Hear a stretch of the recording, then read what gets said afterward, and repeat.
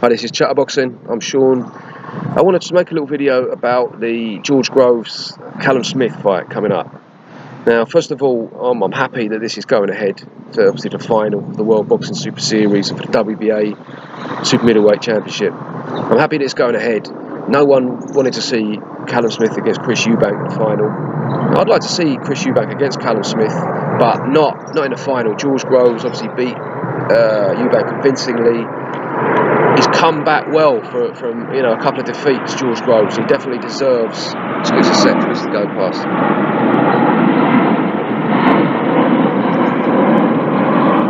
Yeah, he definitely deserves to be in the final. So I'm glad that the World Boxing Super Series have waited for him.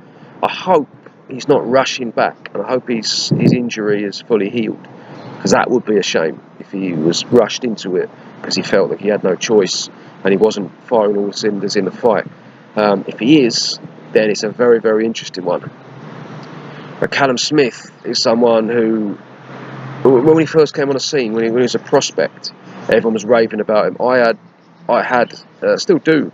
I had very high hopes for him. I thought that he was a real class act, very sharp, good boxing fundamentals. Obviously tall, used his range well, very good 1-2, really good body puncher. I remember he was taking everyone out with body punches in the first part of his career, smashing people up, just real getting stuck into them.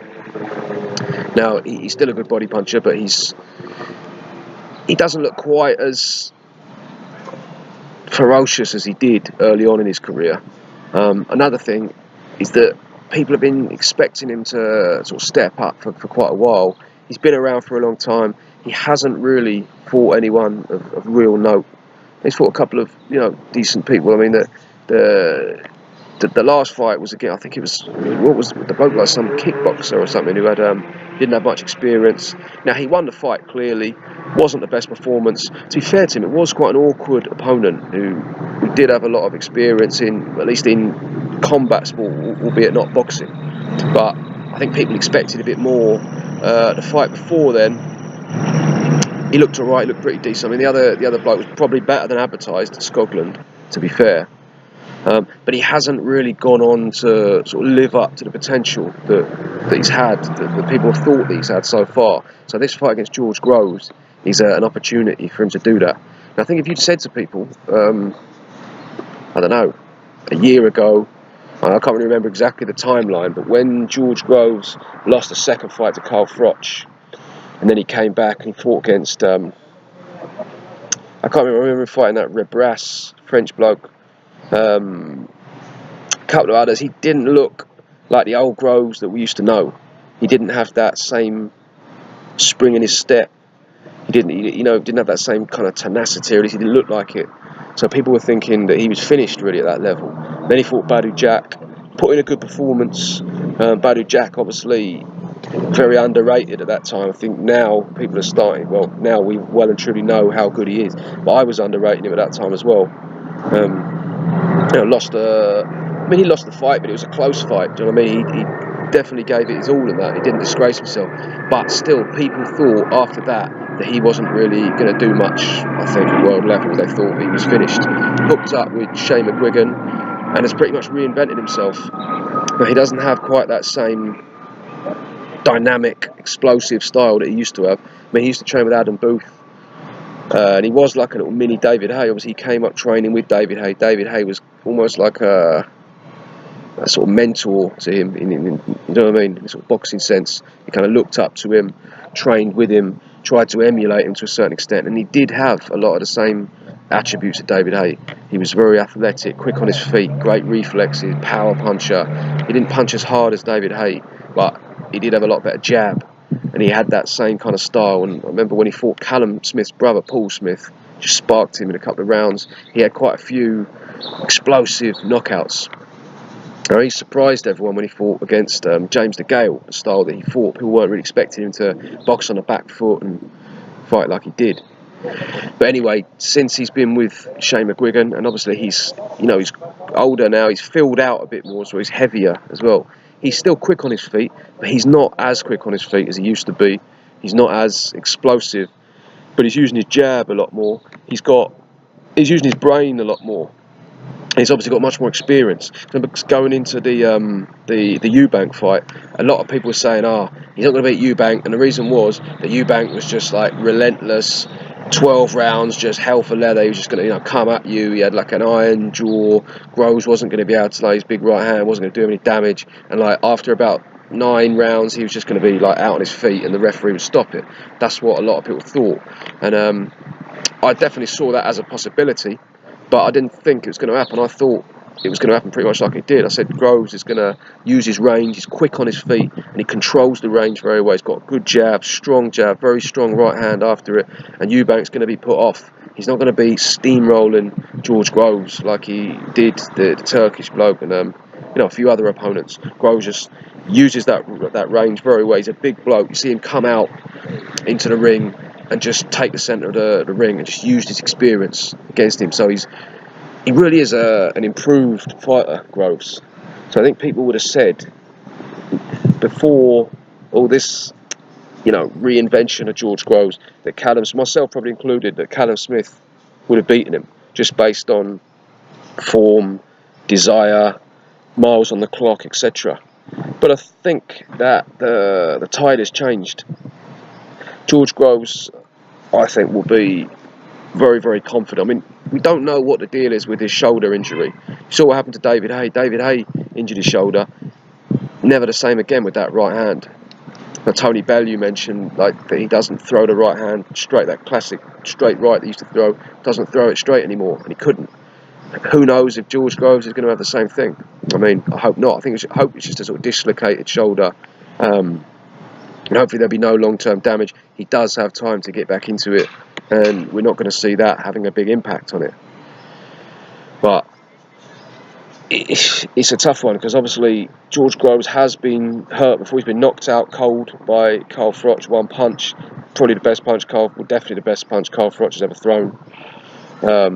He got stopped unfairly, most people think, against Froch in the first fight. I mean, he was more sort of... Well, first it was Howard Foster just, doing some madness, but also he was just exhausted, and I think he learned a lot from that. So this fight will be an interesting one. I mean, Callum Smith, we know, is a good body puncher, and he can fight well on the inside, but he likes to use his range, and more and more so as his career's gone on. George Groves, again, very, very good at range, underrated on the inside, if you ask me. He's got nice little, like, you saw the uppercut he got Jamie Cox with. He got with a couple of them coming in, boom, just timed it nicely. He's got lovely little shots to the body as you're coming in. Now, I don't think Callum Smith is going to be susceptible to that particularly, because he's not the kind of, he's a tall, long, rangy fighter himself. He doesn't rush in himself. So it's going to be an interesting one. I see it being fought at range, and I don't really know who I favour, to be honest. Callum Smith has done everything that's been asked of him. He looked very good in his early days, hasn't really lived up to it, but at the same time he hasn't really had the opponent that he's needed to raise his game. George Groves, on the other hand, he's come up short a couple of times, but against top quality opposition, Carl Froch and Badou Jack. So he's pretty much done everything that's asked of him to a certain extent. I mean, he's been slightly, overmatched at times, but he's proved himself at a top level. Now, Chris Eubank, now people want to talk about Chris Eubank as if he's some kind of bum. Chris Eubank's still a very good fighter. He's only lost to Groves and Billy Joe Saunders. Now, Chris Eubank didn't have the style to beat George Groves, but he'll still beat a lot of people, and he's no mug. So I don't think people are really giving Groves the credit that he deserves for that victory. There's a few interesting elements to it as well. You've obviously got the fact that George Groves knocked out Paul Smith in the second round. Now, if that was my brother and he knocked out my brother, that would definitely be in the back of my mind when I'm fighting him. I want to get revenge. I think that goes for pretty much anyone out there. So I don't see why Callum Smith would be any different. He must be thinking, like, you knocked out my brother, I want to get one back for the family.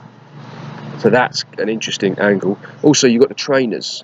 You've got Shane McGuigan and what's his name? Joe Gallagher. Had their little kind of beef going into the Frampton Quigg fight. Now, they were going back and forth. They obviously don't like each other. Joe Gallagher was trying to be a bit like, who's this sort of new kid on the block? Who is he? He's no one. He hasn't trained no one from nothing. And Shane McGuigan was just kind of, he's a bit cocky. Do you know what I mean? He was thinking that Joe Gallagher and his fight was a bit basic and all that. Obviously, Frampton won, so that added to the needle between those two. So I think that's an interesting element. There's a rivalry between the trainers. Now, I don't really rate Joe Gallagher as a trainer. I mean, I rate him as a trainer. He's a good trainer, but I don't rate him as a top level trainer. To me, all his fighters are too basic. They're just so predictable.